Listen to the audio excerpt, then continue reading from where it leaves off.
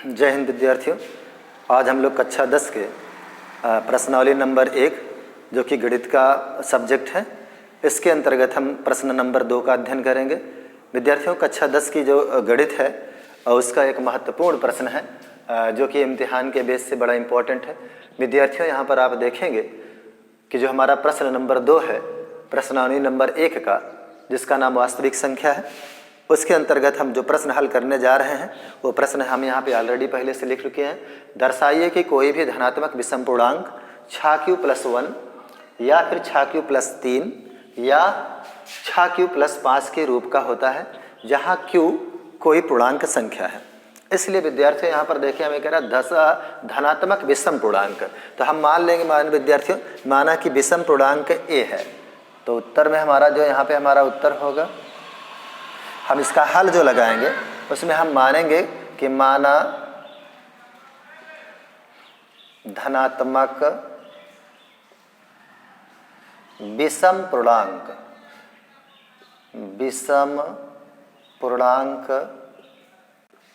a है। विद्यार्थियों, जो हमारा धनात्मक विषम पूर्णांक है हमने उसको a मान लिया है। तब यहाँ पर यूक्लिड विभाजन प्रमेय का प्रयोग करके हम इसको प्रूव करेंगे विद्यार्थियों। तो यहाँ पर हम लिख लेंगे यूक्लिड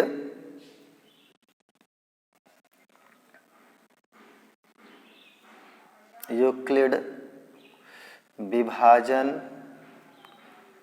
प्रमेयिका से यूक्लिड विभाजन प्रमेयिका से विद्यार्थियों, क्योंकि यूक्लिड विभाजन प्रमेयिका का जो फार्मूला होता है वो होता है भाज्य बराबर भाजक गुणे भागफल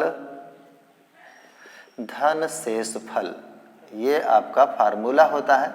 लेकिन विद्यार्थियों यहाँ पर हमने धनात्मक विषम पूर्णांक मान रखा है, तो धनात्मक विषम पूर्णांक का मतलब होता है कि जैसे कोई धनात्मक विषम पूर्णांक हो जाए, जैसे विद्यार्थियों यहाँ पर 13। अब 13 को यदि हम 2 से भाग देंगे तो 2 × 12, तो 12 का मतलब यहाँ पर शेष बचेगा, यानी ये हमारा क्या हो जाएगा, भाज्य, जिसको हमने धनात्मक विषम पूर्णांक मान रखा है। तो ये वाला ही तो हमारा यहाँ पे भाज्य पे जाता है, जैसा कि मैंने प्रश्न नंबर 1 में आपको बता दिया है।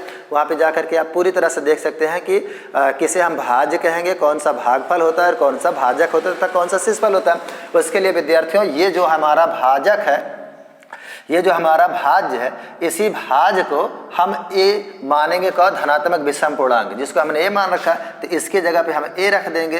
विद्यार्थियों, भाजक के रूप में हमें सवाल में देखें यहाँ पर जहाँ कोई विषम पूर्णांक है, जहाँ कोई विषम पूर्णांक है, तो इसके लिए हम यहाँ पर लिख लेंगे b, ये फार्मूला हो जाएगा b × q और प्लस में शेषफल को कहा जाता है r। विद्यार्थियों, भाज्य बराबर भाजक गुणे भागफल धन शेषफल, ये ही को हम यूक्लिड विभाजन प्रमेय में लिखते हैं, तो हमारा इस तरह से हो जाता है, यानी a बराबर bq + r। a क्या है विद्यार्थियों, विषम पूर्णांक है, b क्या है, भाजक है, q क्या है, भागफल है, r क्या है, शेषफल। अब विद्यार्थियों यहाँ पर हम मान लेंगे कि माना r बराबर 0, 1, 2, 3, 4, 5। अब विद्यार्थियों यदि यहाँ पर हम देखें तो यहाँ पर आप देखेंगे कि किस तरह से हम इस r की वैल्यू जो हमने मान रखा है इस यूक्लिड विभाजन प्रमेयिका वाले फार्मूले पर, इस पे विद्यार्थियों किस तरह से हम रख रहे हैं। तो पहले हम 0 के लिए रखेंगे, तो हमारे पास हो जाएगा, देखें a बराबर bq और प्लस में r। तो देखें b की जगह पे तो हमारा कितना दिया गया है विद्यार्थियों, 6 दिया गया है, तो हम यहाँ लिख लेंगे 6q प्लस, अब r की जगह पे हमने क्या मान रखा है, 0, तो यहाँ पर 0 रख देंगे, तो ये हमारा जो मिल करके आएगा वो बन के आएगा भैया 6q, क्योंकि 6q में जब 0 जोड़ेंगे तो वो 6q हो जाएगा। और इसी तरह यानी a बराबर हमारा हो जाएगा 6q। विद्यार्थियों हम यहाँ लिख लेते हैं। उसके बाद विद्यार्थियों यदि हम a बराबर 6q प्लस r की जगह पे देखिए हमने 0 माना था, तो 0 हमने रख दिया, अब 1 माने हैं तो 1 रख दीजिए। फिर इसी तरह से 6q + 2 हो जाएगा, फिर इसी तरह से 6q + 3 हो जाएगा, फिर 6q + 4 हो जाएगा, फिर 6q + 5, क्योंकि विद्यार्थियों हमको 5 तक प्रूव करना है, इसीलिए हमने 5 तक लिख लिया। अब विद्यार्थियों यहाँ पर आपको देखना है कि यदि 6q को हम यहाँ पर लेकर के आएँ और इसको हम 2 से भाग दें तो देखेंगे कि 2 से ये वाला कट जाता है, 2 तिहाई छः यानी 3q हो जाएगा। लेकिन विद्यार्थियों यदि हम इसको 6q को लेकर के आए, 6q + 1, तो 6q को जब हम 2 से भाग देंगे तो ये नहीं कटेगा, यानी ये अविभाज्य रह जाएगा, तो इसको हमें काटने की जरूरत नहीं है। और यहाँ पर देखा जाए तो यहाँ पर 6q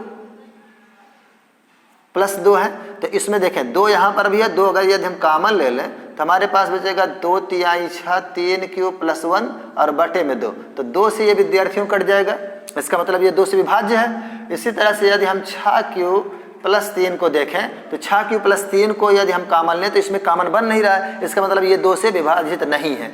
और यहाँ पर अगर हम 6q को देखें तो इसमें भी 2 कॉमन बन जाएगा, तो 2 तिहाई 6 और 2 दूनी 4, यहाँ पर 2 से इसको काटेंगे तो ये 2 से विभाजित हो जाएगा, इसका मतलब ये संख्या भी 2 से भाज्य है। 6q + 5 विद्यार्थियों ये भी 2 से विभाज्य नहीं होगा क्योंकि इसमें कॉमन नहीं बन रहा है। तो इस तरह से विद्यार्थियों हमने देखा कि 6q जो है ये 2 से विभाज्य है, 6q + 2 जो है वो 2 से विभाज्य है, 6q + 4 जो है वो 2 से विभाज्य है। इसलिए विद्यार्थियों हम यहाँ पर लिखेंगे कि 6q + 2 6q + 4 2 से विभाज्य है, 6q + 4 2 से भाज्य है, लेकिन 6q + 1 6q + 2 sorry 6q + 3 6q + 5 2 से भाज्य नहीं है। अतः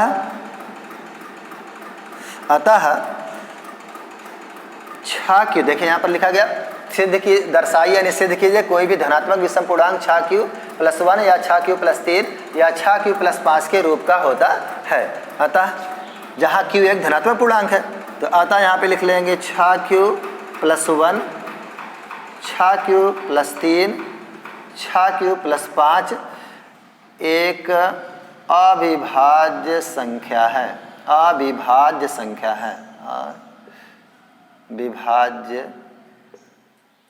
संख्या है। तो विद्यार्थियों इस तरह से हम सवाल नंबर 2 को हल करते हैं। जय हिंद।